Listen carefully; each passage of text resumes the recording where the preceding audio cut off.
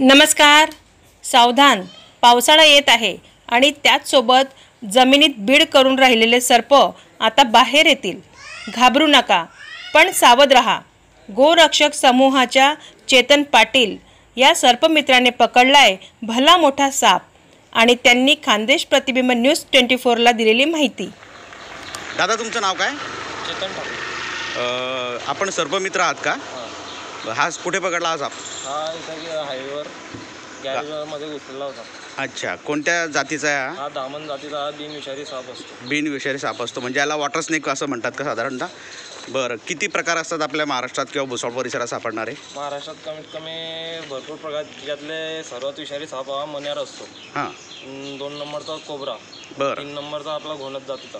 पण हे इथे आपल्या परिसरात सापडतात का, तुम्ही जे नावं सांगितले? हे सापडतात, हा भरपूर प्रमाणात सापडतात. बरं बरं. आत्ता पावसाळा सुरू व्हायचा आहे अजून, तेवढ्यात तुम्हाला हा साप इथे गवसला आहे.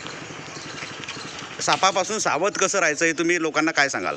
सापापासून सावध म्हणजे साप दिसला तर त्वरित सर्पमित्राला कळवावे. बरं. लगेच. आणि तो साप कुठं जातोय, काय जातोय याच्यावर फक्त लक्ष द्यावं.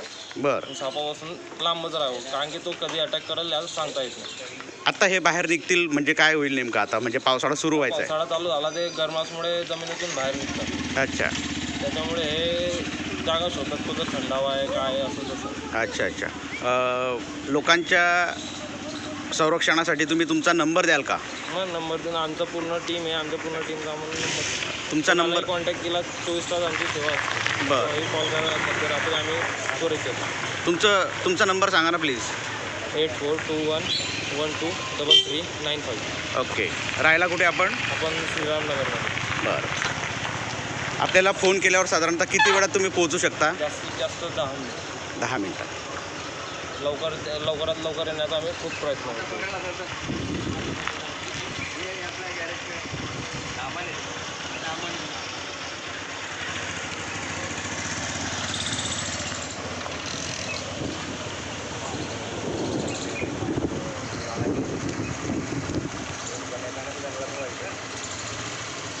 सावध असेल ना, चावतो. बिनविषारी नसला तरी चावतो, अटॅक करतो. कोणताही साधा स्वतःचा जीव वाचवण्यासाठी अटॅक करतो. मला ते खूप चांगलं. बरं, समजा एखाद्या वेळेस चुकून एखाद्याला जर साप चावला तर प्राथमिक उपचार म्हणून काय केलं पाहिजे? प्राथमिक उपचार म्हणून त्वरित आपल्याला जवळच्या हॉस्पिटलमध्ये जावं. तेव्हा लवकरात लवकर जेवढा आपल्याला उपचार करता येईल लवकरात लवकर करून घ्या. ओके, धन्यवाद दादा.